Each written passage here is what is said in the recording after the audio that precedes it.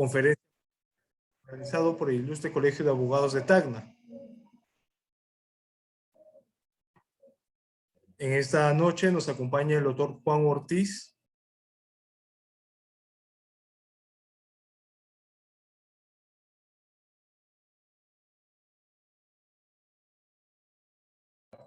Ahora sí, muy buenas noches con todos. Sean bienvenidos a la Semana Jurídica por los 63 años de vida institucional. En esta noche nos acompañará el doctor Juan Ortiz Benítez. Para ello, le doy pase al señor decano para las palabras de bienvenida en esta cuarta conferencia magistral por los 63 años de vida institucional del Ilustre Colegio de Abogados de Tacna. Adelante, señor decano. Edwin, deja de compartir y ancla al doctor. Muchísimas gracias, Edwin. Bien, buenas tardes a todos y cada uno de ustedes, especialmente al distinguido colega, al distinguido doctor Juan Ortiz Benítez, quien es abogado litigante del área penal con estudios concluidos en la Universidad de Salamanca, España. Además, tenemos entendido de que tiene capacitaciones, ha realizado estudios especializados en técnicas avanzadas de litigación oral en Colombia y en Estados Unidos. Y también, no contento con ello, decidió fundar la Fundación Inocentes Perú. Es un centro de capacitación y defensa legal. Un colega que ha logrado caracterizarse, ha logrado destacar dentro de todos los juristas del Perú, y es por ese motivo que nosotros en el Ilustre Colegio de Abogados de Tacna nos sentimos muy honrados de contar con su participación en esta capacitación. Muy buenas tardes, doctor Juan Ortiz Benítez. Le damos la cordial bienvenida. Gracias por formar parte de las actividades por el aniversario del 63, bueno, por celebrarse el 63 aniversario de la creación del Ilustre Colegio de Abogados de Tacna. El tema que nos trae a colación el día de hoy es causas de condenas erradas. Un tema que es muy importante porque no debemos olvidar de que aquí en nuestro país todavía existen muchas personas que han sido condenadas siendo inocentes. Algo está fallando en el sistema. Y por ese motivo, nosotros consideramos de que tocar este tema que dentro de un momento nos va a estar graficando, ilustrando el doctor Juan Ortiz Benítez, va a ser de suma importancia, puesto de que nosotros como abogados y como defensores de derechos fundamentales como es la libertad de las personas, debemos evitar en todo momento que se cometan este tipo de condenas cerradas que claramente es una violación a los derechos de las personas. Sin mayor preámbulo, doctor Juan Ortiz Benítez, le damos la bienvenida. Le estaba adelantando hace un momento de que ya nosotros queríamos declararlo miembro honorario del Ilustre Colegio de Abogados de Tacna, por lo que usted significa para todo el Foro Jurídico Nacional, pero ya se nos habían adelantado. Pero de todas maneras nosotros tenemos algo para usted, porque es justo reconocer a las lumbreras del derecho como es su persona. Muy buenas tardes, doctor, y lo dejo en el uso de la palabra y adelante con su ponencia. Muchísimas gracias, señor decano del Ilustre Colegio de Abogados de Tacna. Para mi persona es un gran honor ser invitado en este próximo 63 aniversario de la creación del Ilustre Colegio de Abogados de Tacna. Tacna tiene muchos recuerdos históricos y para mí visitar, aunque sea presencialmente, virtualmente y luego presencialmente a la ciudad de Tacna va a ser un honor. Gracias nuevamente, señor decano, por la oportunidad también en que me brinda de poder compartir este conocimiento y experiencia en casos de personas que han sido sentenciadas erróneamente, ¿no? Y han podido recuperar su libertad gracias al trabajo que venimos realizando un grupo de personas aquí en la ciudad de Lima, a nivel nacional. Muchas gracias, señor decano. Voy a, si me permiten, compartir ahora unas diapositivas para abrir esta ponencia, no sin antes decirle lo siguiente. he tenido la oportunidad de poder recibir testimonios de personas que han estado muchísimos años en prisión. Nunca me voy a olvidar una de ellas que estuvo 17 años en el pabellón de la muerte, así se llama, en Estados Unidos, que estuvo ya a punto, a semanas de esta persona de ser condenada a muerte. Le tocaba ya el turno. Y gracias a Dios, digo gracias a Dios porque esta persona se encomendó a Dios y pudo ser exonerada, le llaman allá, liberada de esta pena de muerte, ¿no? Siendo totalmente inocente, se comprobó la inocencia. Así como casos de esta persona en Estados Unidos, hay muchísimos casos. Y eso me trajo a mí a poder fundar Inocentes Perú y poder, junto a un grupo de abogados y estudiantes voluntarios, poder defender estos casos. Pero una persona, digo una persona o cualquier persona, inclusive las que están conectándose ahora, inclusive mi persona siendo abogado, podemos pasar por esta situación. Es decir, en 5 minutos nuestra vida puede cambiar. Podemos hoy día disfrutar de esa libertad y de ese estado de inocencia, pero en 5 minutos nuestra vida puede cambiar. Un testigo nos puede confundir con una persona sospechosa de haber cometido un crimen. Y de estar libre podemos encontrarnos en 5 minutos en una estación policial y podemos estar inclusive en una alineación junto a otras personas para ser identificadas o reconocidas por el testigo. Y ese testigo se puede confundir incluso y puede identificarnos a nosotros o señalarnos a nosotros de ser el sospechoso de acuerdo al recuerdo que el testigo puede haber percibido a través de sus sentidos. Y nuestra vida se acaba ahí. Digo, y esto que le estoy diciendo como preámbulo son casos que nosotros hemos visto y estamos viendo. Casos de personas que están privadas de su libertad por una identificación errónea. Y la identificación errónea es uno de los errores más frecuentes que han llevado a muchas personas y actualmente también en Estados Unidos como también en nuestro país. Y de eso vamos a hablar, de las causas de las condenas erradas. ¿Por qué una persona puede ser condenada erróneamente? ¿A qué se debe de que una persona pueda ser confundida, ¿no?, por una persona sospechosa, por ejemplo, de haber cometido un crimen? ¿En qué consiste una confesión falsa? Vamos a ver 6 errores por las que una persona inocente puede ser sentenciada injustamente. Bien, voy a compartir con ustedes unas láminas que me van a ayudar a llevar esta exposición. Este es el logo de la institución que yo represento, Inocentes Perú. Es una institución privada cuya única finalidad es la defensa de personas inocentes condenadas injustamente. Fíjese, el 48% de personas recluidas en un penal, en una cárcel a nivel nacional, no tienen sentencia. Eso es grave. Más de 35, o sea, más de 35,000 personas, cerca de 40,000 personas no tienen sentencia. De esas cerca de 40,000 personas, no sabemos cuántas de ellas puedan ser inocentes. El Estado no lo sabe, menos yo, soy privado. Lo que sí yo puedo decirles cuál es el error por la que una persona puede ser condenada erróneamente en nuestro país: identificación errónea. Es el error más frecuente. Pero no tenemos una estadística, pero lo grave es que cerca de 40,000 personas no tienen sentencia. Ahora, de esas 40,000 personas aproximadamente, ¿se imaginan ustedes cuántas pueden ser inocentes? Y eso es lo preocupante, no sabemos cuántas pueden ser inocentes.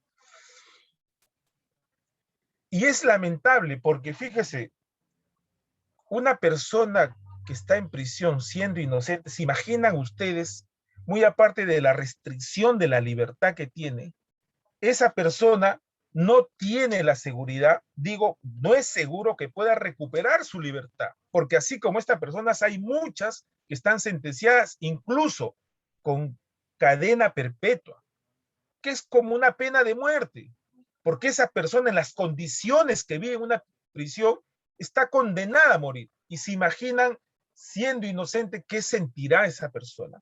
Digo, incierto, porque esa persona no sabe si va a salir. Ojo, no sabe si va a volver a recuperar su libertad.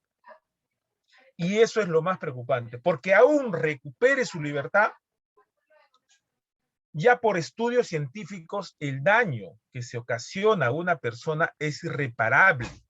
No por lo económico, porque la persona puede salir a demandar al Estado, sino por el daño psicológico y moral. Lo digo por experiencia porque tengo casos, o sea, me entrevisto con casos que hemos liberado más de 10 personas siendo inocentes y no quedan igual.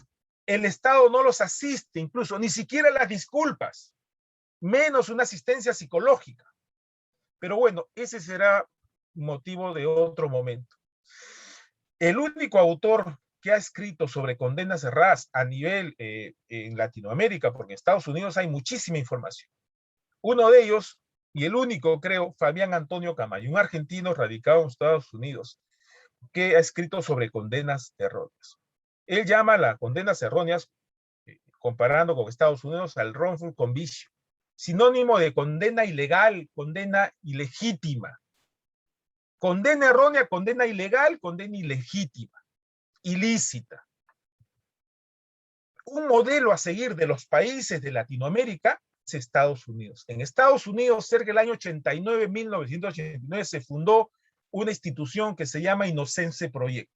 Y ahora en casi todos los estados de Estados Unidos, valga la redundancia, de los 62 estados, casi la gran mayoría tienen un proyecto de inocencia. Estos proyectos de inocencia se dedican a defender a personas inocentes. Estos proyectos han identificado 6 errores por los que una persona puede ser condenada injustamente. Se fundó a raíz del caso O.J. Simpson. Los que no han visto el caso, les recomiendo que vean en Netflix el caso O.J. Simpson. A raíz de ese caso, se fundan los proyectos de inocencia. Y lo funda 2 personas, uno de ellos Barry Shack y Peter Newton, que participan en el caso O.J. Simpson como abogados defensores. Ellos descubren que a través del ADN, ¿no?, se puede demostrar el error y el error cometido contra esa persona, por ejemplo, identificación errónea, confesión falsa, ciencia forense inválida, y se puede ayudar a liberar a una persona.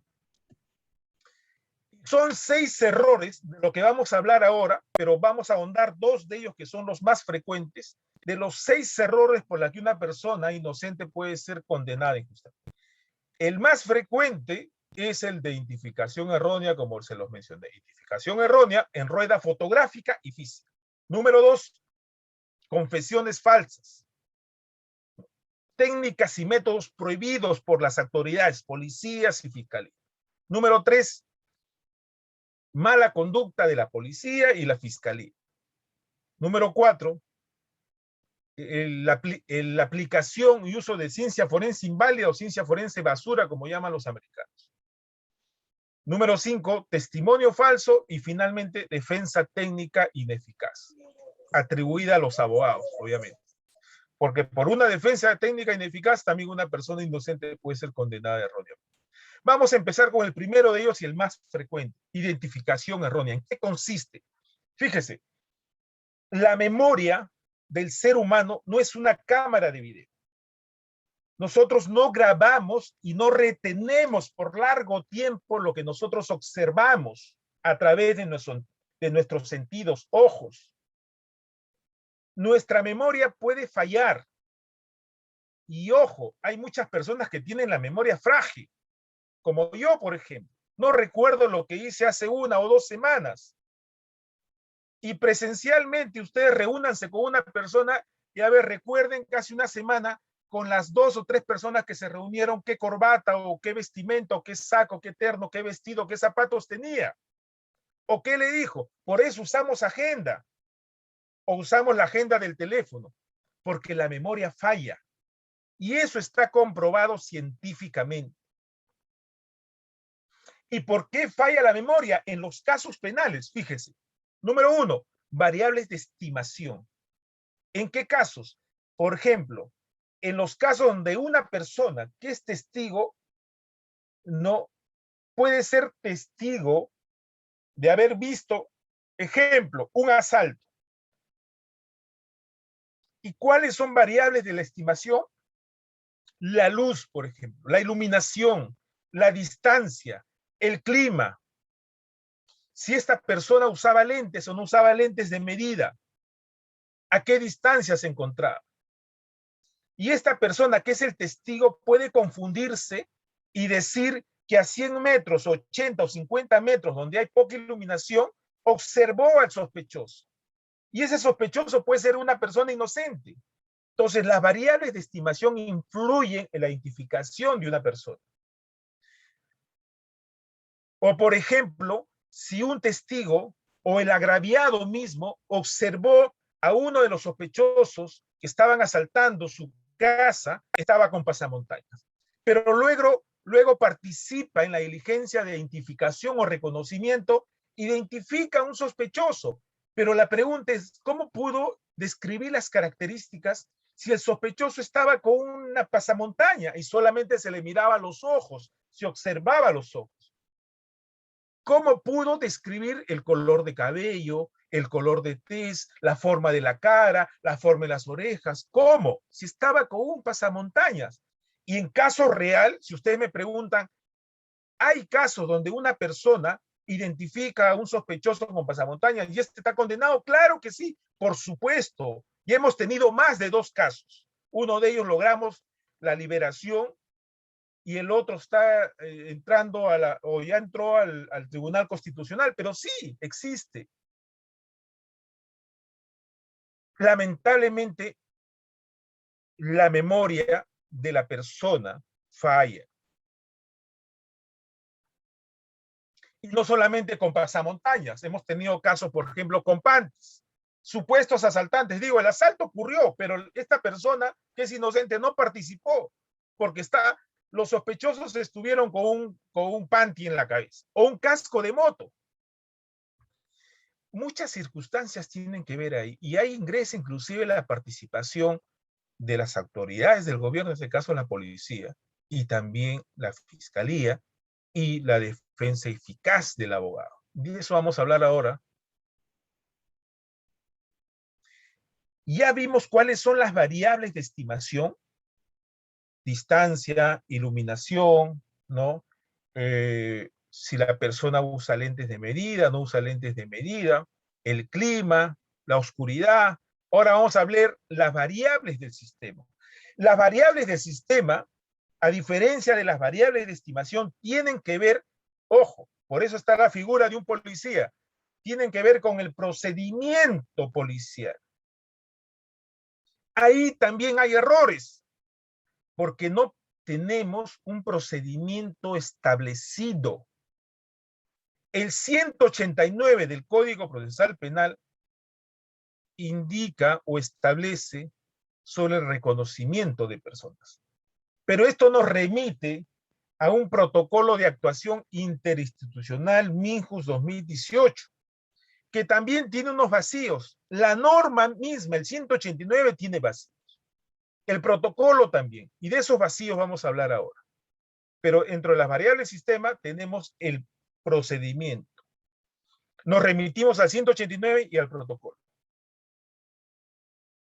El 189 dice que estas ruedas de reconocimiento, ojo, tienen que guardar semejanza, ojo, semejanza.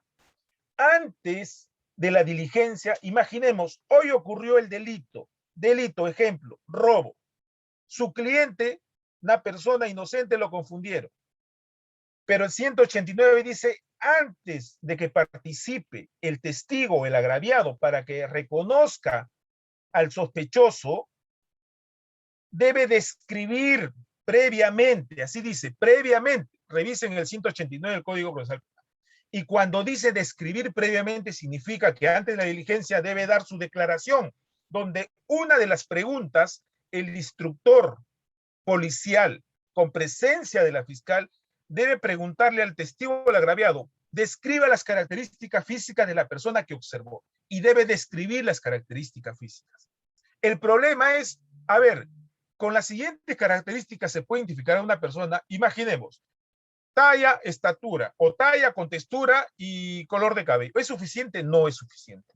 En casos de condenas cerradas, ustedes van a ver, revisen esos casos que en la mayoría se hacen identificaciones, esas 3 o 4 características han sido suficientes para identificar a la persona.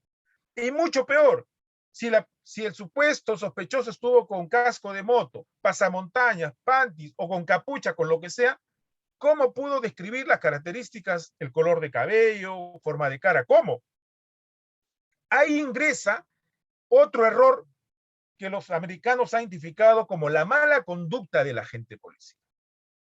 Cuando sugieren o inducen a que identifique a una persona. O antes de la diligencia, la persona en las noticias, el testigo, el agraviado en las noticias ha visto la imagen. Y ahí donde debe ingresar el abogado a cuestionar. Porque si el testigo ha visto las noticias, yo como abogado me voy a oponer a la diligencia, porque voy a decir, la memoria del testigo ya fue contaminada, ya se generó un sesgo, porque el testigo ya observó, y yo lo he hecho. En casos que hemos tenido anteriormente, nos hemos opuesto a que la Fiscalía realice esta diligencia. Hemos presentado un escrito, nos oponemos. Hemos fundamentado porque la memoria del testigo se contaminó. Ya vio antes las noticias y ya vio las imágenes. Y no puede participar en la diligencia. Porque si lo hace, va a identificar. Sería una rueda sugerida. Fíjese. Ahora, el 189 del Código Procesal Penal te dice describir previamente. Ya describe las características y luego participa en la diligencia de reconocimiento. En esta diligencia de reconocimiento, fíjese el procedimiento, 189, dice participa.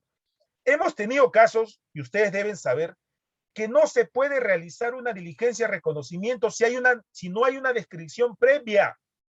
Ojo, porque se está acostumbrado a realizar la diligencia sin haber descrito previamente. Y eso el código es bien claro, descripción previa. Ahorita tenemos una tutela nosotros en una semana, donde la Fiscalía realizó una diligencia de reconocimiento en un campo con una cámara de video y hizo capturas de la cámara, agarró unos cebos, unos señores de ahí y los puso.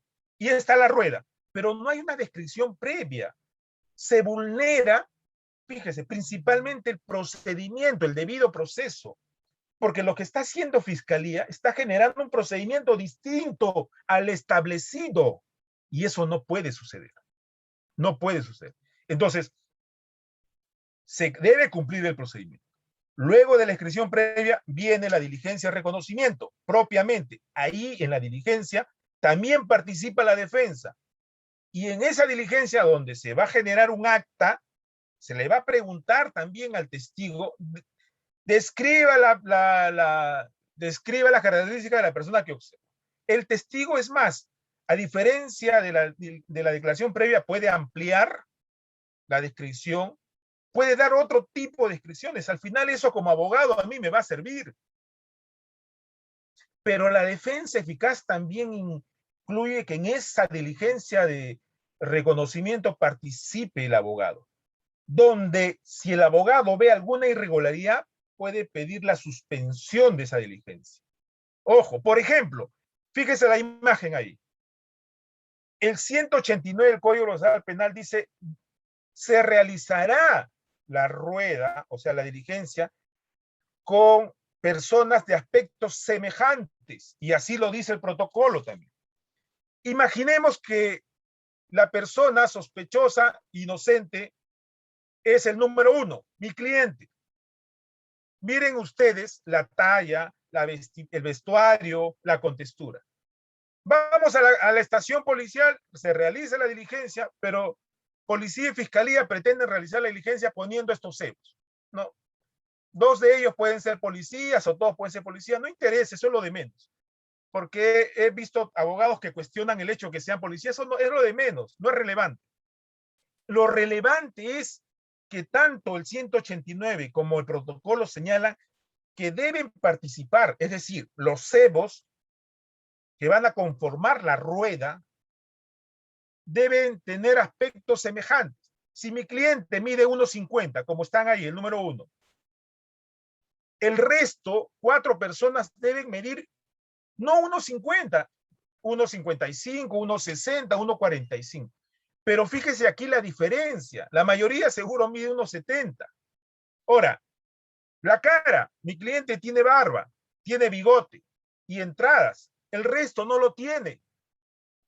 El vestuario que el testigo dijo de mi cliente, número 1, camisa, casaca marrón, polo medio marrón, pantalón negro. El resto no lo tiene. Entonces, ante esta rueda, ¿qué debe hacer el abogado? Oponerse. Obviamente, me opongo porque no se está cumpliendo con el procedimiento establecido. Pero en la práctica, hay veces no se oponen. Y el testigo que observó antes a una persona de 1,50, casaca marrón, lo que va a hacer ahora, el testigo, va a identificarlo, porque es el único. Fíjese, ni siquiera están numerados. No están enumerados. Y lo que va a hacer el testigo es identificarlo. Va a decir el número 1. Entonces, esta rueda se convierte en una rueda sugerida. Se está sugiriendo a quién identificar. Y eso está prohibido. ¿Cuál es lo correcto? ¿Qué es lo correcto aquí? Fíjese, esta es una rueda, correcto. Imaginemos que mi cliente es el número 7. El resto son cebos. El resto guardan, según las características, según la descripción de las características del testigo, barba, cabello poblado, bigote, y el resto tiene casi lo parecido. Esta es una rueda correcta. Pero hay factores que influyen en la memoria del testigo agraviado. Por ejemplo, tenemos una de ellas, fase de adquisición. Es decir, cuando el testigo agraviado observa, percibe a través de los sentidos, ojos, oídos, percibe. Va a observar al sospechoso, a la persona sospechosa. Y hay ciertos, dentro de esta fase, hay ciertas características que tiene que tomarse en cuenta. Por ejemplo, la iluminación. Mientras más iluminado está el lugar, el testigo va a observar mejor. Mientras menos iluminado, por ejemplo, oscuro, no hay iluminación, obviamente el testigo va a observar menos y puede provocar un error, la falta de iluminación. Duración del suceso. No siempre se recuerda mejor por más tiempo. La violencia del suceso y el estrés del suceso tienen mucho que ver. Porque imagínense, hay casos donde, a ver, el agraviado o el testigo han presenciado un robo o un secuestro con arma de fuego. Imagínense el agraviado. Le están apuntando en la cabeza con el arma de fuego. Y luego, lo que dicen los americanos, la atención del testigo al agraviado, según estudios científicos, va a prestar atención al arma, no a la persona. Presta atención al arma y no a la persona. Correcto. Pero la pregunta de aquí surge una pregunta. En casos como este testigo o este agraviado que ha sido apuntado por el arma ha descrito hasta el color de zapatilla del supuesto delincuente, que es mi cliente, es inocente. ¿Cómo? Si ha estado con un arma en la cabeza, en la sien, en fin, o en la frente. ¿Cómo? Sumado a ello, sufren, según los americanos, según los estudios, sufren un estrés emocional. La persona que es apuntada sufre un estrés del mismo miedo. Se puede tirar al suelo, puede temblar, puede cerrar los ojos. Entonces, Si cierra los ojos, si está nervioso, suda, en fin, ¿cómo ha podido identificar esta persona? Estas características tienen mucho que ver. Y la edad también. Los niños y las personas mayores tienden a recordar menos. Recuerdos imprecisos. La segunda fase es la fase de retención. Luego que observaron, la imagen de lo que observaron va a ingresar a la memoria, pero no va a ingresar a la memoria por un largo tiempo o por toda la vida. Va a permanecer poco tiempo aquí. Se almacena por un poco tiempo. Y algunos factores pueden influir en el almacenamiento de la memoria, como por ejemplo el olvido. Mientras más tiempo pasa, se puede olvidar el testigo, el agraviado de las características. Por eso, las ruedas, las diligencias de ruedas que se hacen en 3 meses, 4 meses, imagínense, en 2 meses se le pregunta a una persona, describa la característica, ya pasó hace 2 meses, ¿qué me voy a acordar? Ya no recuerdo. Y puede incurrir en error, ser obligado a recordar lo que no recuerda. El tiempo también influye mucho. La tercera fase es la de recuperación.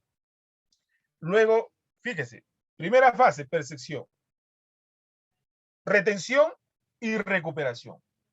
Luego de la retención viene la fase recuperación.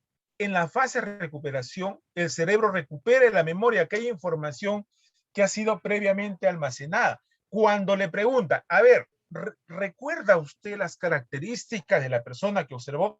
Sí recuerdo, no recuerdo. Pero esto tiene mucho que ver con lo siguiente. Número 1, método de interrogatorio. La idea es que el instructor policial o el fiscal le formule al testigo agraviado preguntas abiertas, no preguntas sugestivas. Porque le puede decir, por ejemplo, a ver, testigo o agraviado, la persona que usted observó tenía pelo canoso, tenía bigotes, que lo que tiene que hacer el abogado si defiende a una persona inocente es objetar, objeción, esa pregunta es sugestiva. Usted le está sugiriendo las características. Y las preguntas deben ser abiertas. Describe las características que observó de la persona. Recuerda usted la forma de las preguntas. Y la confianza. Más confianza, mejor narración de los hechos.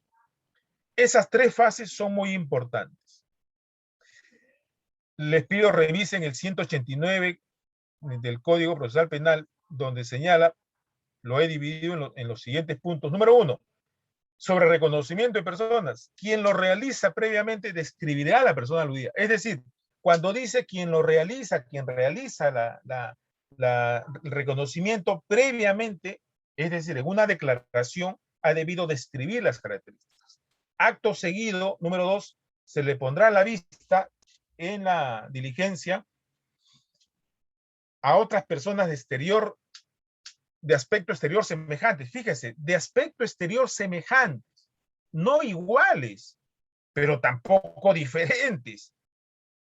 Misma, similar de cara, barba, anteojos, vestimenta o vestuario. Número 3, en presencia de todas ellas y desde un punto donde no pueda ser visto, se le preguntará al testigo agraviado si se encuentra aquí la persona que observó o la persona cuyas características declaró previamente. Y va a señalar e identificar cuál es. Ojo, no dice aquí que primero se realiza la rueda de reconocimiento fotográfico. La que se realiza es la física. Dice el 189. Si en caso no se pudiera traer al sospechoso, se entiende que si el sospechoso está en el hospital gravemente, está en un penal, un establecimiento penitenciario en provincia, se entiende eso. Porque si el sospechoso está internado aquí en un penal o está con una prisión preventiva, se lo tiene que llevar y participar en la rueda. O sea, la rueda de reconocimiento fotográfica no es primero. No, no, no. Si en caso no se puede realizar la rueda física, se hace una rueda de reconocimiento o se realiza una rueda de reconocimiento fotográfica. Está en el 189. Este es el protocolo de actuación interinstitucional que le digo que revisen también.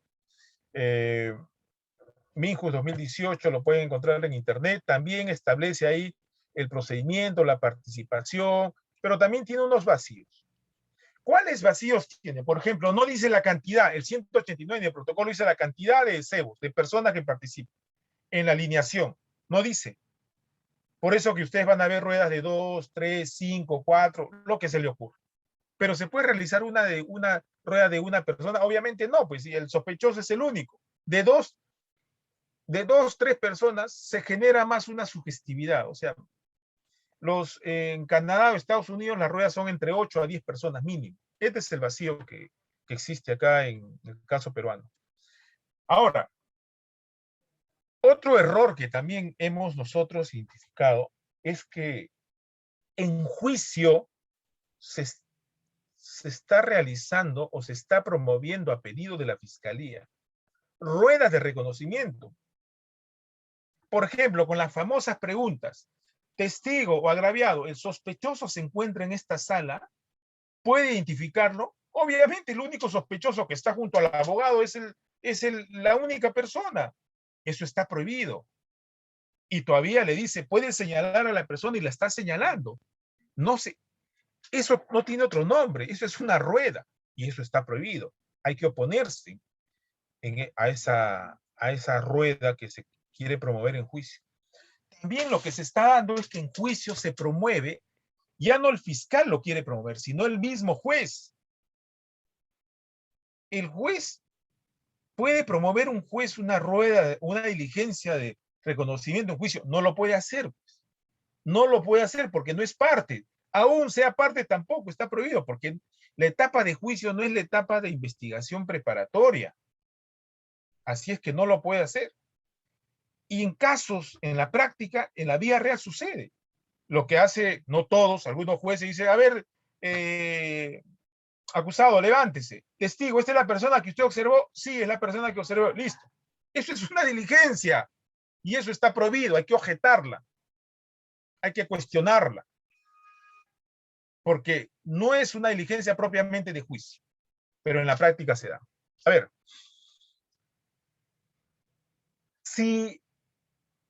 Si se incumple, fíjese, el procedimiento, si la policía incumple el procedimiento establecido,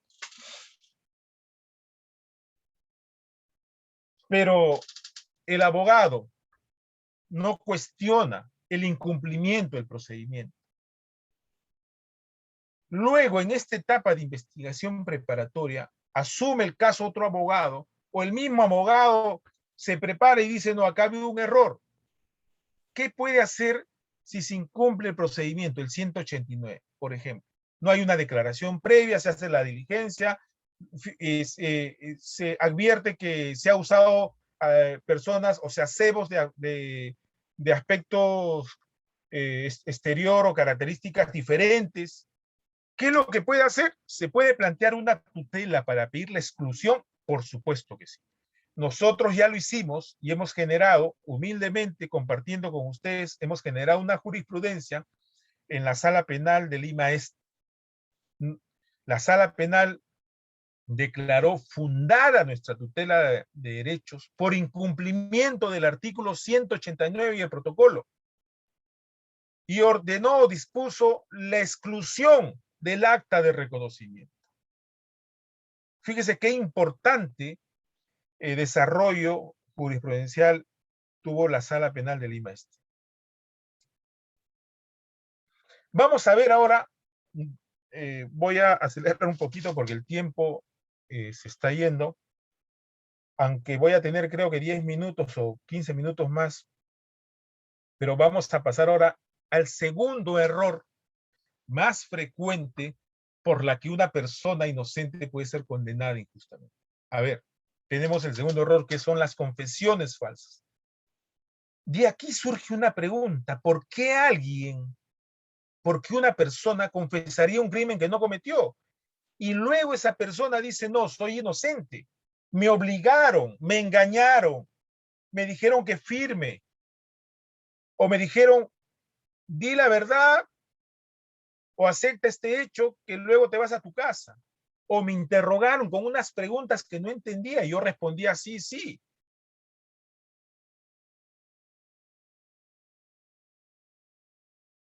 El artículo 71 del Código Procesal Penal, inciso 2, literal B, establece la prohibición de técnicas y métodos que alteren la libre voluntad de una persona.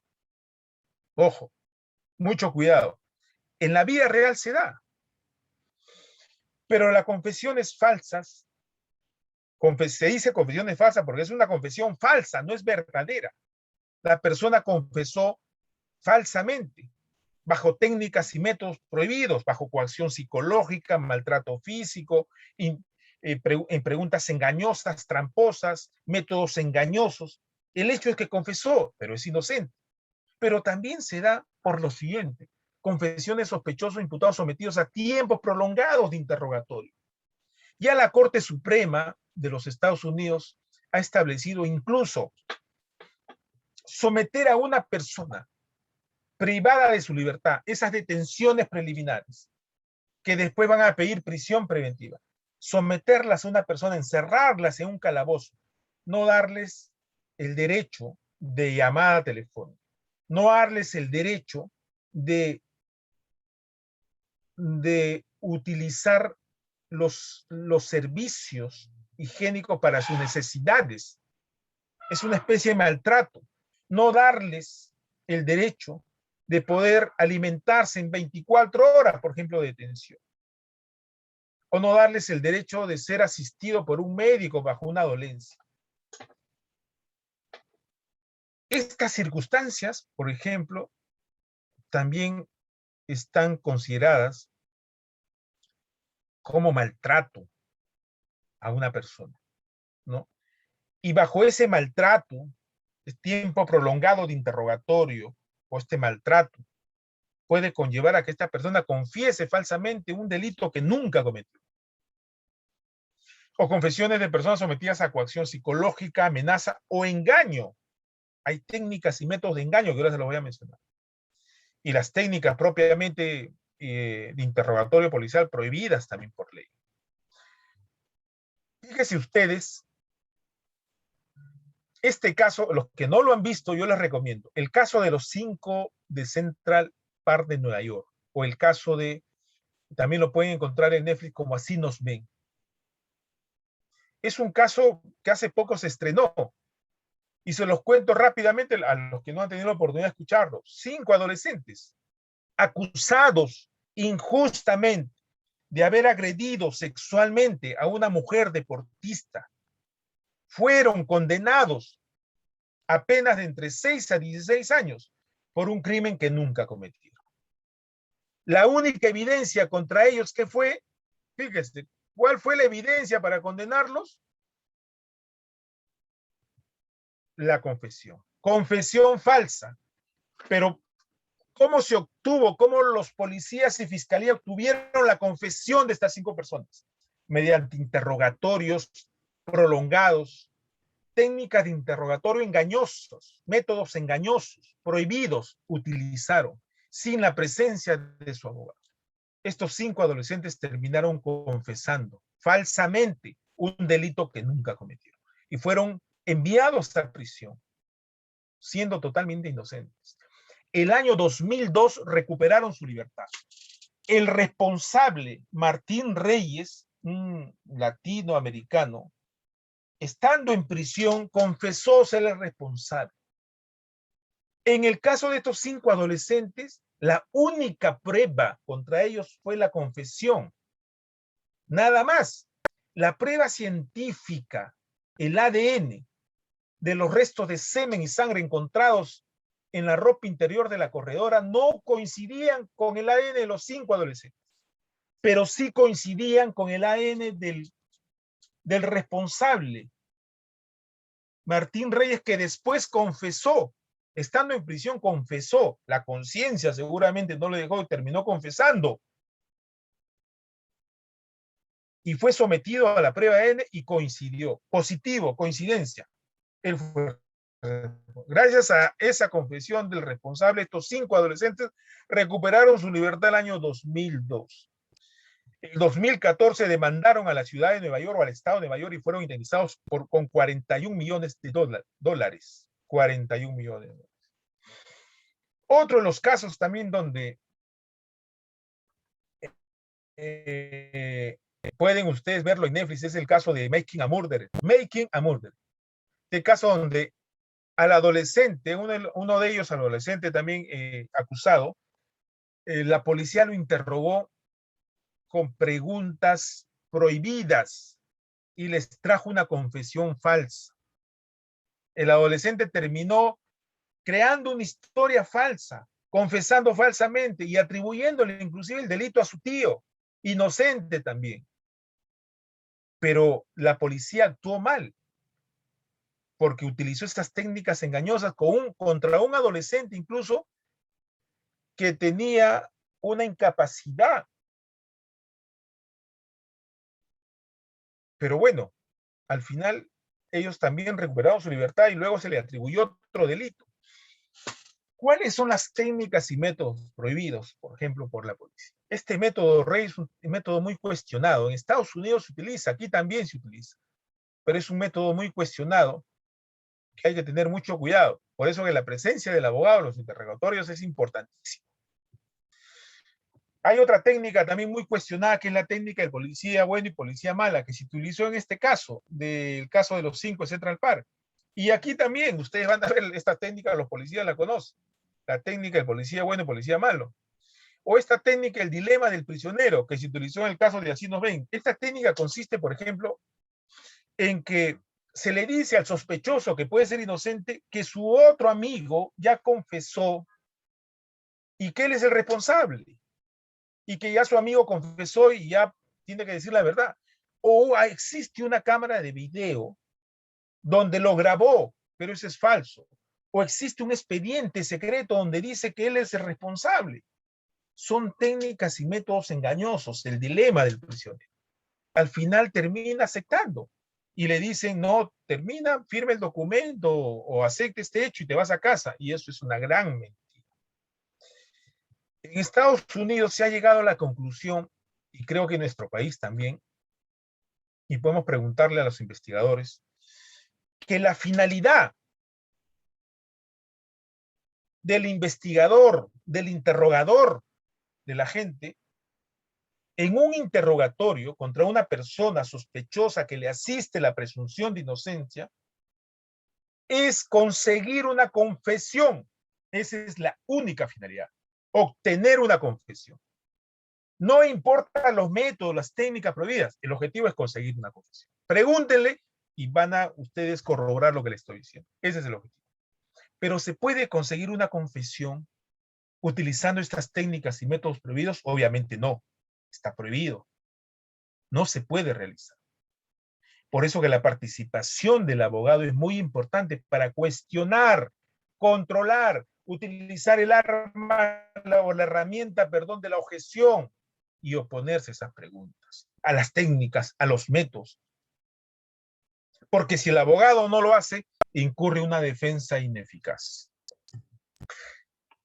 ¿Se puede realizar un interrogatorio utilizando la coacción y tortura? Obviamente no. No se puede.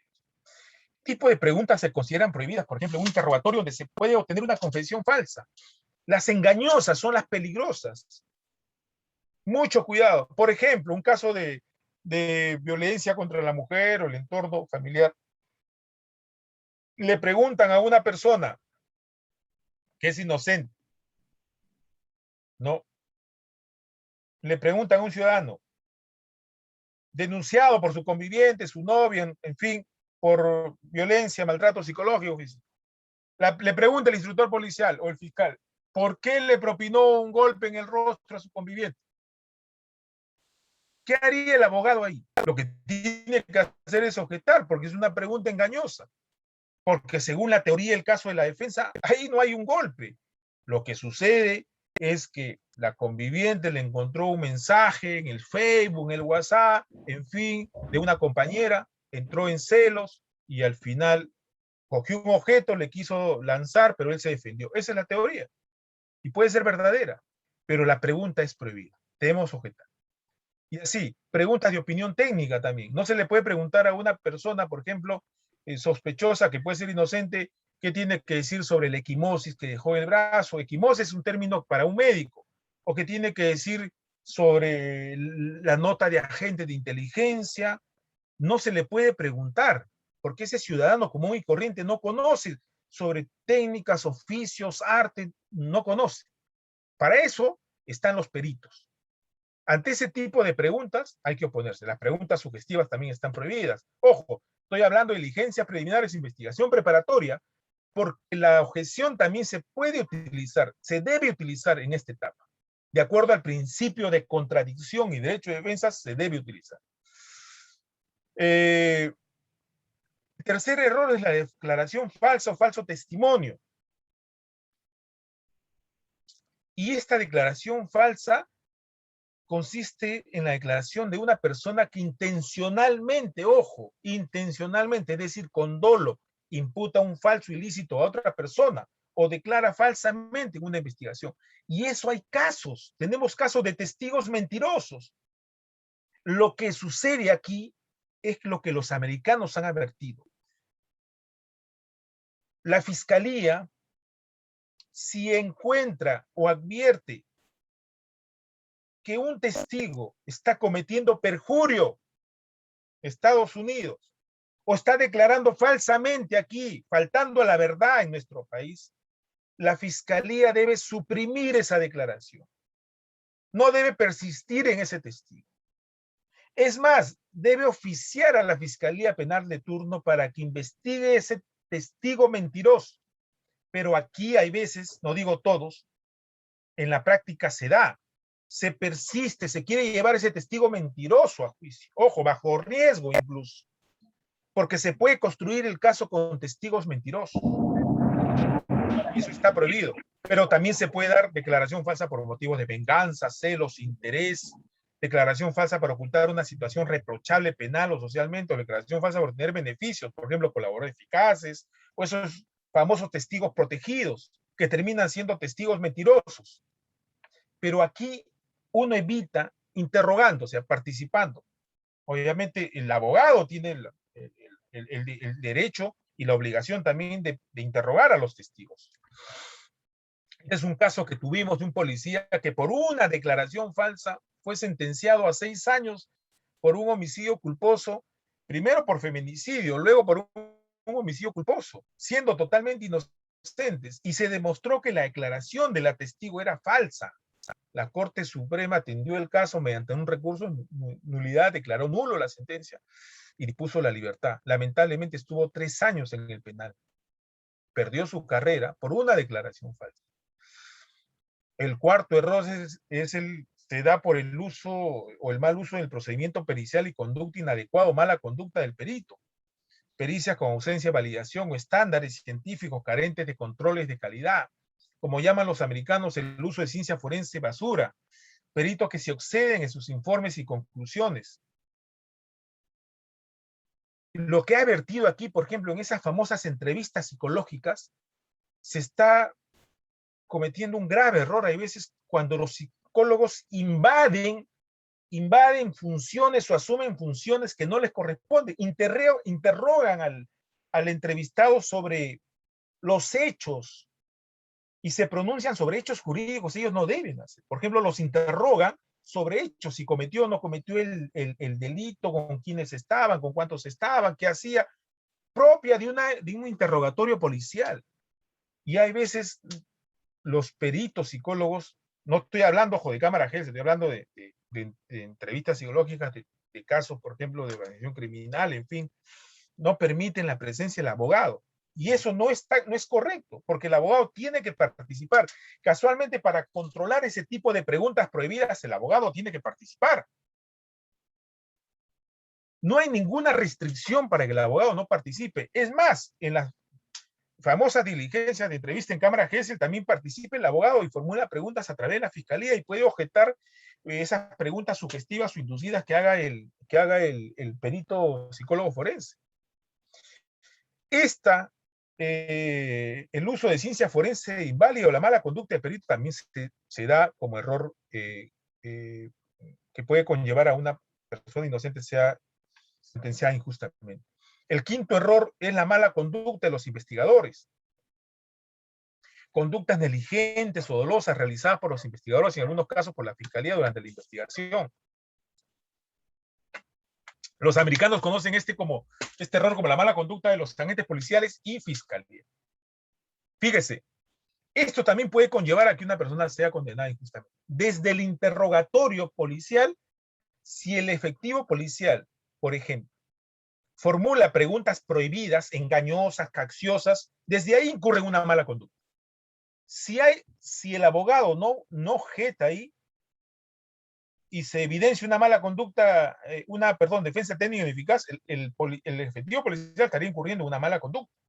Otro abogado podría pedir la ampliación de esa declaración, interrogar al policía y también al testigo o a su cliente.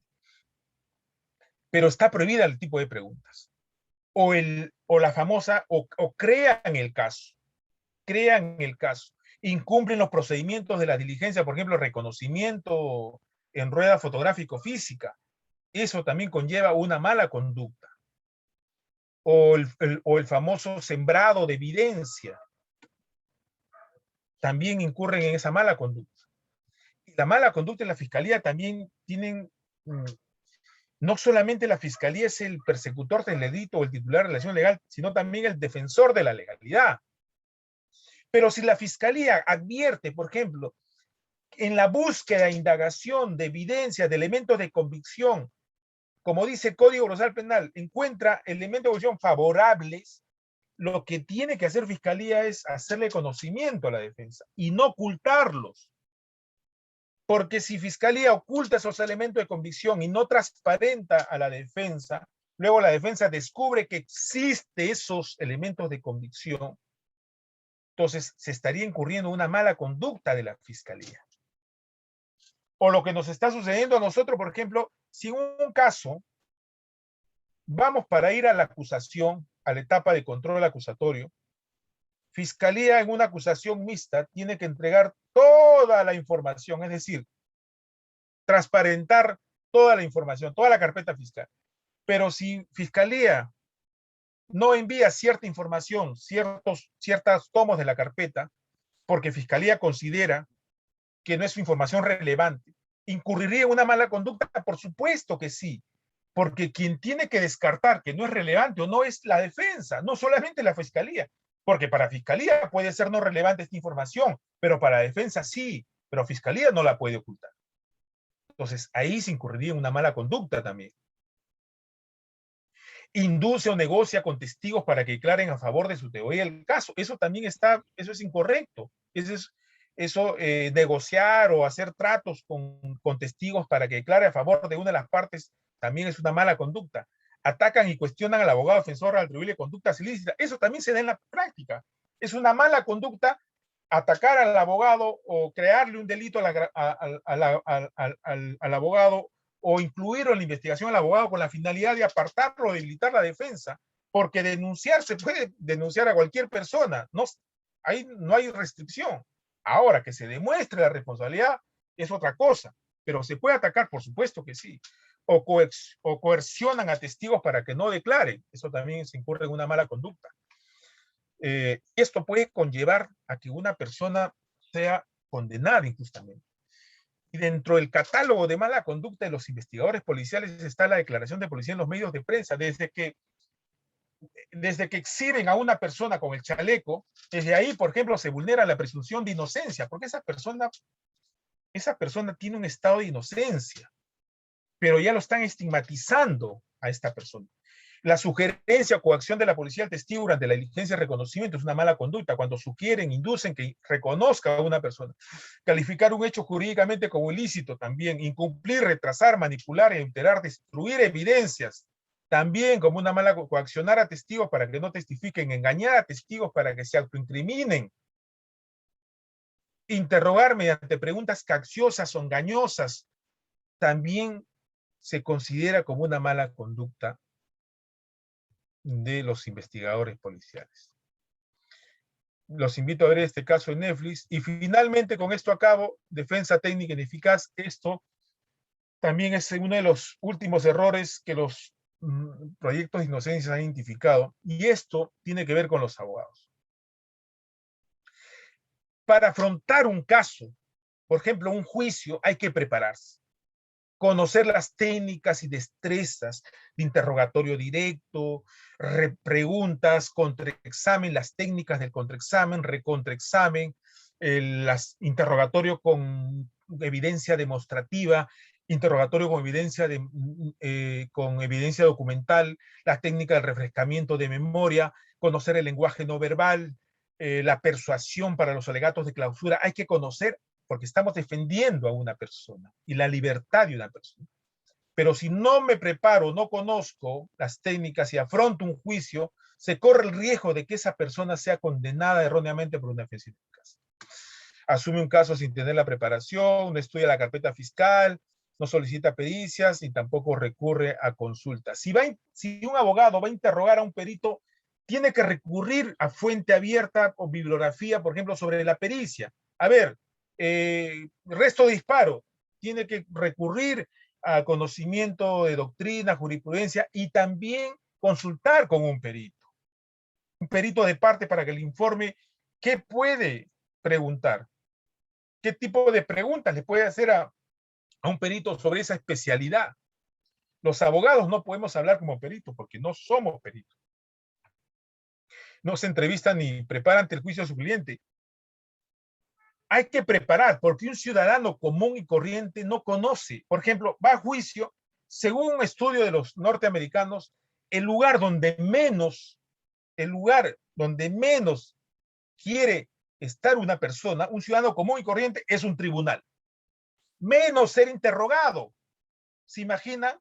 Hablar en público. Así es que llevar a una persona a juicio hay que prepararla. Y cuando digo prepararla, hay que decirle dónde se va a sentar, quiénes van a participar, cuál es el papel de las personas que van a participar, quién va a objetar, qué debe hacer ante la objeción, contestar, no contestar, qué tipo de preguntas contestar o no, hay que prepararla. Es decir, hacer una simulación. Bien, nosotros con esto voy finalizando, estamos promoviendo para sensibilizar y compartan en sus redes este flyer, no más inocentes en prisión. Hay una frase que se me ha quedado grabada en la memoria de un abogado norteamericano, Jeremy Battin, dijo lo siguiente: tú puedes estar seguro que nunca cometerás un delito, pero nunca podrás garantizar que no serás acusado de cometer un crimen. Y así empecé yo, porque le dije que en 5 minutos puede cambiar la vida de cualquiera de nosotros, de cualquiera, aún siendo abogados, siendo jueces. Los familiares de los jueces, entiendo, no están libres. Nos pueden confundir en 5 minutos. Nos pueden confundir con un delincuente y terminamos en una rueda de reconocimiento y un sospechoso nervioso o mentiroso, un testigo mentiroso, nervioso, puede estar identificándonos. Ni Dios quiera, pero podemos pasar por esta situación. Por eso es bueno conocer estas causas de condenas cerradas y sensibilizar. Reenvíen este flyer, se los voy a pasar, reenvíen, porque esta es la única manera que podemos sensibilizar a los operadores de justicia, fiscales y jueces, que existen personas inocentes condenadas injustamente. Muchísimas gracias por la oportunidad. No sé si haya tiempo para una rueda de preguntas, yo estoy a disposición, pero desde ya quiero agradecerles. Yo sé que el tiempo es muy corto, pero he tratado de darles a conocer los errores más importantes y frecuentes que se dan en nuestro país y también en Estados Unidos. Gracias. Muchas gracias, doctor Juan Ortiz, por la ponencia del día de hoy. Sin antes mencionarles que sí, efectivamente, la señorita Mari Pilco ha levantado la mano para formular preguntas, así que le concedemos el uso del micrófono para que pueda activar su micro y así formular pregunta, por favor. La señorita Mari. Señorita Mari Pilco, ¿puede activar su micrófono, por favor? Bueno, al parecer no. Bueno, también ha levantado la mano el señor Larry Portugal, por favor. ¿Se puede activar su micrófono? ¿Están habilitados los micrófonos? Doctor, muy buenas noches, qué gusto saludarlo. Suena ese nombre, Larry Portugal. No sé dónde lo he visto. Sí, sí, doctor. Doctor, Larry, ¿cómo estás? doctor, mucho gusto. Doctor, en la práctica me ha sucedido lo siguiente, doctor. En las diligencias preliminares, eh, ¿dónde está? Hay una base legal, doctor, para que el abogado del agraviado pueda participar en una declaración indagatoria y hacer preguntas. A ver, estamos hablando de una investigación preparatoria formalizada, ¿no? O no formalizada. No, no formalizado, doctor.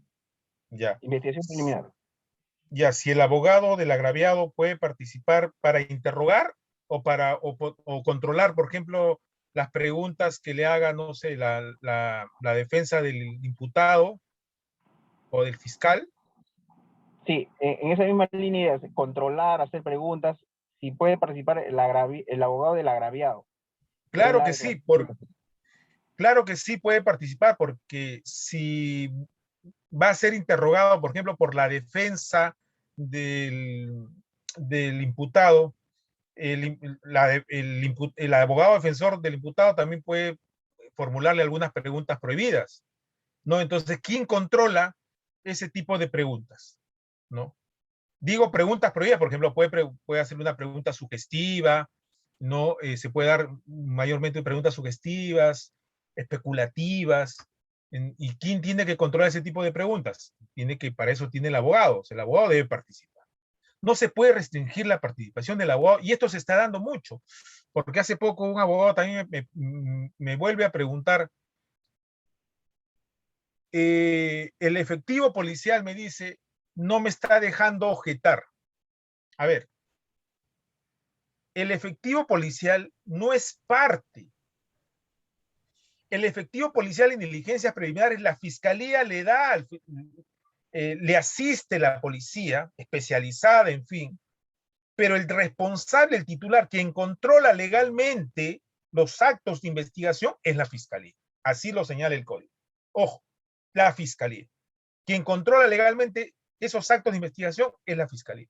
Entonces, yo le voy a objetar no al policía. El policía puede venir de mal humor, puede molestarse, obviamente se va a molestar porque le objeta, pero para mí, para el abogado, eso es lo de menos, porque al policía le está pagando, obviamente le está pagando el Estado, es su trabajo, y yo no sé si está de buen humor o mal humor. Al final, para mí, como abogado, es lo de menos, se moleste o no. Yo voy a plantear la objeción al fiscal, porque la pregunta que le está haciendo el policía es una pregunta prohibida, y quien va a resolver es el fiscal como defensor de la legalidad también, porque él debe controlar la legalidad. ¿Correcto? Entonces, se está dando una pregunta que va a generar una autoincriminación, entonces yo lo que debo hacer es, de acuerdo al principio de contradicción, derecho de defensa, es objetar. Entonces, todo tipo de interrogatorio donde haya preguntas prohibidas, ¿se debe objetar? Sí, se debe objetar. Por supuesto que sí. Y no se dirige al policía la objeción, sino a la fiscalía.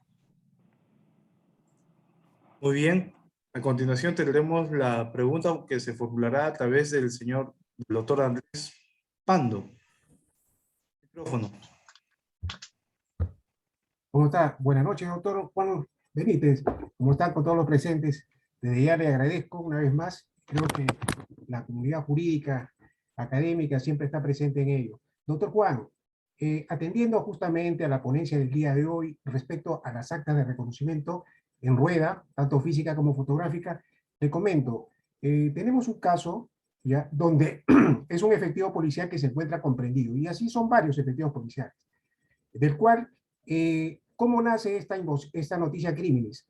Es a raíz de una supervisión y control que hace una región policial que comunica al órgano de control disciplinario, que es inspectoría, sobre supuestos hechos irregulares y presuntos delitos que se estaría cometiendo por personal de X comisaría.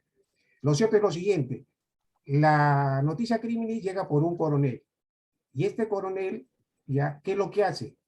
Hace una nota o hace un informe en el cual, según este informe, toma conocimiento que a raíz de una fuente humana, ¿no?, se habría conocido que en ese lugar el personal de esa comisaría vendría cometiendo intervenciones irregulares y que algunos le dan facilidades y a otros. Y precisamente detalla sobre un hecho puntual que tiene que ver con los hechos que hoy son objeto de imputación sobre presunta soborno, ¿ya? O cohecho.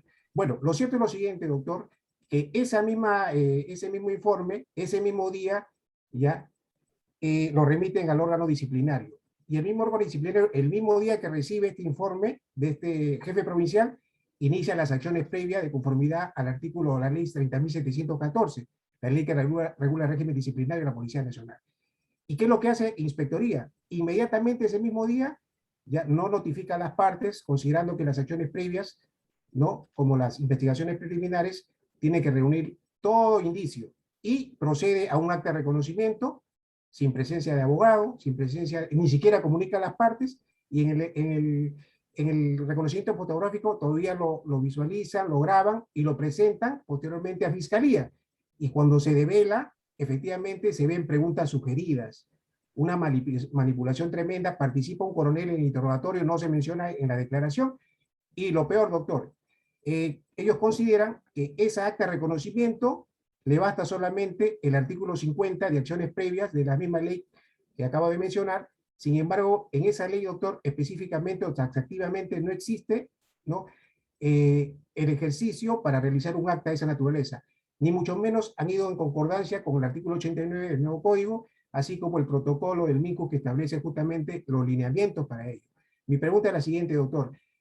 Este hecho ya está formalizado. La pregunta es, ¿con esta acta de reconocimiento pretendería o podría Fiscalía tomarlo como elemento de convicción para posteriormente una acusación? Porque nosotros pensamos en la exclusión. Ya, a ver, en ese procedimiento disciplinario, lo que tiene que hacer es cuestionar esa diligencia. Esa ley no regula, esa diligencia de reconocimiento en rueda no regula. Entiendo que no hay ni siquiera un procedimiento en esa ley de procedimiento administrativo, como existe en la justicia ordinaria el protocolo de actuación que regule el procedimiento de la diligencia. No hay. Ahí, en procedimiento administrativo, tiene que cuestionarlo. Fiscalía puede utilizar esa acta de reconocimiento, la puede hacer. Obviamente, Fiscalía puede utilizarlo, pero si la utiliza esa acta de reconocimiento como elemento de convicción, por ejemplo, para pedir una prisión preventiva como elemento de convicción y llevar a acusación, ahí tiene que usted plantear una tutela, porque la obtención de la fuente de prueba es ilícita. Desde ya es ilícita, porque se están vulnerando derechos fundamentales. Número uno, derecho a defensa. Si esa ley que usted me está diciendo de un procedimiento disciplinario, ojo, ni siquiera en secreto, porque en secreto no participa el abogado y es cuestionable, porque yo puedo cuestionar por qué se dio en secreto, si se reúnen los requisitos para que se dio en secreto por Fiscalía, que no participe el abogado. Pero ojo, si no tiene esa condición de secreto y Fiscalía lo quiere utilizar, ahí tiene que plantear una tutela para pedir la exclusión de esa acta de diligencia por vulneración de derechos constitucionales. Primero, no estuvo presente el abogado, no ejerció defensa, estuvo indefensión. Y número dos, debido proceso, porque se ha vulnerado el 189 y también el protocolo. No sé qué circunstancia, por ejemplo, se ha dado con que cebos, con que personas de semejantes en característica, si hubo una descripción previa, si no estuvo presente el abogado, obviamente, el tipo de interrogatorio que se dio. O sea, tendría que plantear la tutela por vulneración de garantías constitucionales de naturaleza procesal y pedir la exclusión de esa acta si es que Fiscalía la va a utilizar como elemento de convicción. Eso es lo que tiene que hacer. Sí, doctor, para culminar, justamente, y ya se ha visualizado, ya como acto de investigación propio de Fiscalía, se ha visualizado un extracto, o sea, por partes todavía, y justamente, doctor, en ese extracto se ve a un coronel jefe de esa inspectoría participar en la declaración, hacen preguntas, interroga y no está consignado. Y además, en el acta de reconocimiento es evidente que él se le alcanza las fotografías de los policías que van a ser reconocidos y se las pone a vista disimuladamente y es notorio que el reconociente las observa, las ve. Bueno, nosotros hemos observado en el momento de esas actas justamente ese acto. A ver, si hay un video, a ver, el 189 en el protocolo señala que se debe grabar. A ver, si la fiscalía quiere generar una diligencia de visualización del video, también hay que cuestionar ahí, o sea, oponerse a que se realice, porque el 189 no dice que se grabe la rueda, ni tampoco lo dice el protocolo. Entonces, si se está utilizando, o sea, se quiere añadir al acta de la rueda de reconocimiento en física, se quiere añadir un video como acta, por ejemplo, y se quiere realizar una visualización, eso está prohibido. Ahí hay que oponerse, porque se está apartando del procedimiento establecido. Entonces, yo, por ejemplo, participaría en la diligencia de visualización, me opondría. Número uno, cuestionaría porque, o sea, se está generando, aparte de la rueda de reconocimiento, otro proceso. Y si usted me dice que en el mismo video, ya contaminado, obviamente, se visualiza una sugerencia o se está induciendo a que reconozca, eso es peor, pues ahí se está contaminando la memoria del reconociente, el testigo agraviado, no sé, y se está generando un sesgo de culpabilidad ya, porque obviamente ya sabe a quién reconocer. Entonces, ya se está generando un vicio, es más, no solamente se puede pedir la revocatoria, sino también la nulidad, tanto de la visualización del acta como también del reconocimiento. Pero, como le digo, si la fiscalía la está utilizando, tiene que pedir la exclusión, no la puede utilizar. Correcto, No doctor. puede utilizar el acta, no puede utilizar el video, y ahí tiene, incluso puede cuestionar hasta si no ha estado presente el abogado, cuestione la declaración previa o la misma declaración del acta, porque las preguntas que se han formulado son preguntas sugestivas, inducidas o preguntas capciosas, no sé, pero tiene que cuestionar todo. Nosotros hemos generado una jurisprudencia, está en nuestra página, en Juan Ortiz Abogados, ahí búsquela, está la jurisprudencia, en LP también la encuentra, es la única que humildemente le digo que hemos sobre reconocimiento, y casualmente la sala de Lima declaró fundada por, no tan parecido a su caso, pero principalmente se vulneró el debido proceso. O sea, se sugirió a reconocer a una persona con cebos que no guardaban las mismas características. Y hubo vicios incluso en la propia acta, ¿no? Esa le puede servir mucho. Caso 4627, doctor, 2020. Sí, sí, sí. Sí. Muy agradecido, doctor. Gracias también al ilustre Colegio de Abogados de la ciudad de Tacna, heroica ciudad de Tacna. Muchas gracias. Suerte, doctor. Suerte con su caso. Muchas gracias. Cuídese. Muy bien, muchas gracias al doctor Andrés por haber participado con la rueda de preguntas.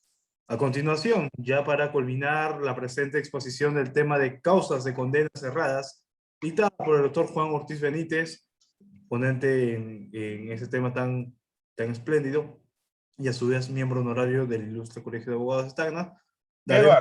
Edwin, si me permites, antes que se me vaya, recomendarle también al doctor Andrés, muy aparte de lo que le estoy diciendo, lo que podemos hacer y para todos, para completar, y lo que yo particularmente hago, es que cuando el efectivo policial incumple el procedimiento, puede también solicitar interrogar al efectivo policial o a los efectivos policiales que firmaron esa acta para evidenciar la mala conducta, porque si pedimos interrogar a ellos, por ejemplo, haciendo un ejercicio rapidito, le preguntaríamos, a ver, ¿usted conoce el procedimiento establecido por el protocolo, no?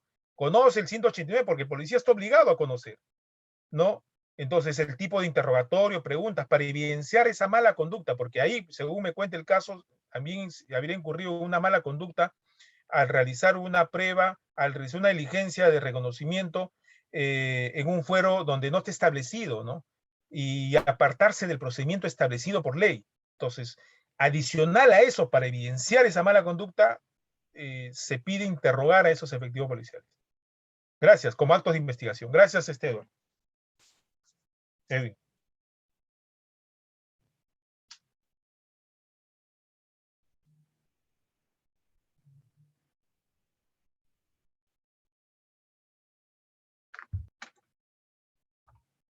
Disculpen, tuve problemas de conectividad, ahora sí. Bueno, a continuación, como bien se mencionó, luego de esa espléndida ponencia con el tema causas de condenas erradas, tendremos el reconocimiento, lectura de resolución de reconocimiento número 0017-JD/ICAT del doctor Juan Ortiz Benítez, que lo dará el doctor Víctor Hugo Urdanibia Vega, secretario general del Ilustre Colegio de Abogados de Tacna. Adelante, doctor. Bueno, ante todo, buenas noches.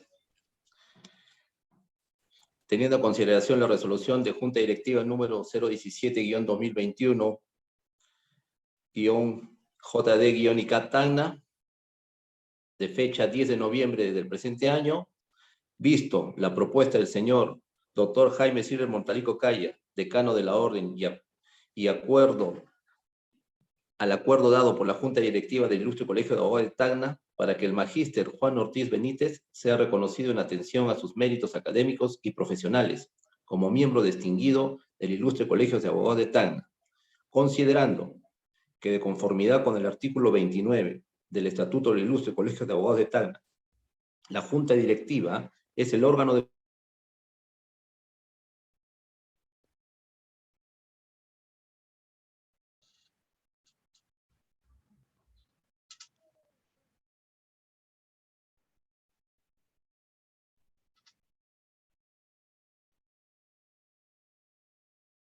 gobierno y gestión.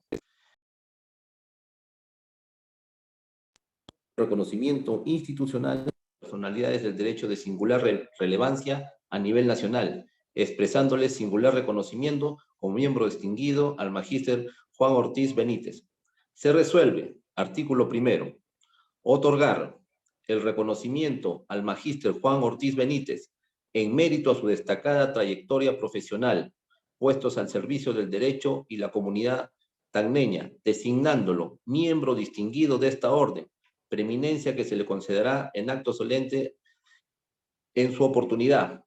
Artículo segundo, registrar el presente reconocimiento en el libro de miembros honorarios al magíster Juan Ortiz Benítez con número de registro ICAT H-003. Artículo tercero, notificar el contenido de la presente resolución al magíster Juan Ortiz Benítez para los efectos consiguientes. Regístrese, comuníquese y archívese. Abogado Jaime Silver Montalico Caya, decano del Ilustre Colegio de Abogados de Tacna.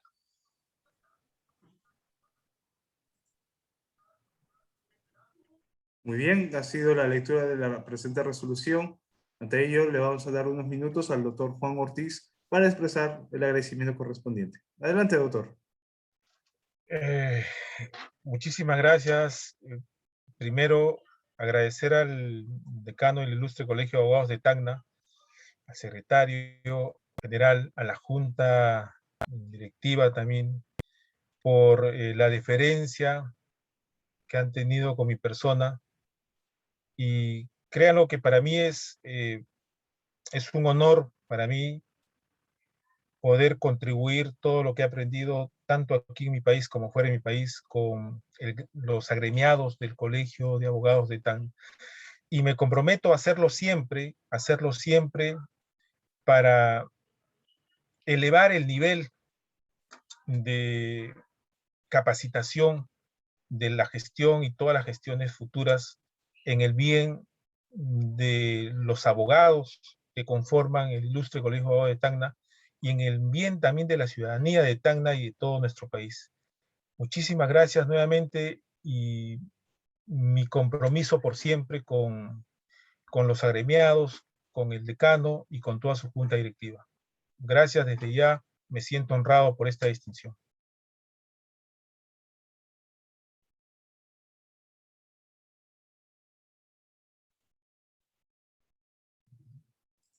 Muy bien, acto seguido tendremos las palabras de agradecimiento, las palabras de agradecimiento y cierre de esta cuarta conferencia magistral a cargo del secretario general, el doctor Víctor Hugo Urdanibia Vega. Adelante, doctor.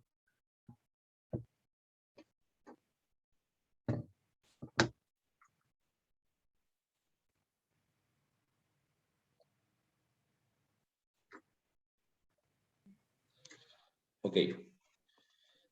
Bueno, doctor Ortiz Benítez, para nosotros es el honor de que usted haya contribuido académicamente con todos los miembros de la Orden del Ilustre Colegio de Abogados de Tacna, ya que es importante este tipo de ponencias con agremiados y colegas que están un peldaño más arriba en cuanto a la especialización. Estas ponencias son muy importantes, más que todo para los jóvenes, colegas que recién empiezan y que tienen algunas dudas que en el camino se van diluyendo con la práctica. Y frente a los ejemplos que usted ha manifestado y a las preguntas que han hecho otros colegas, es la casuística, es lo que nos obliga a nosotros a aplicar objetivamente, ¿no?, la teoría que se nos ha enseñado en alguna oportunidad. Gracias, doctor Juan Ortiz Benítez, realmente es un placer haberlo escuchado, ha enriquecido gratamente no solo a mi persona, sino que a todos los miembros que han estado presentes escuchándolo, y le vamos a tomar la palabra de que poder invitarlo nuevamente para que usted siga enriqueciéndonos y poder aportar a todos los colegas en Tacna. Muchas gracias, doctor Benítez, por su participación. Gracias, fuerte abrazo y me gustaría igual, una vez que se reanude y tengamos menos riesgo del contagio, estar de forma presencial en una ciudad heroica, histórica como la ciudad de Tacna. Gracias, de verdad. Ok. Muy bien. Eso ha sido todo por esta noche. Detenemos la grabación a fin de poder compartirlo en nuestro canal de YouTube.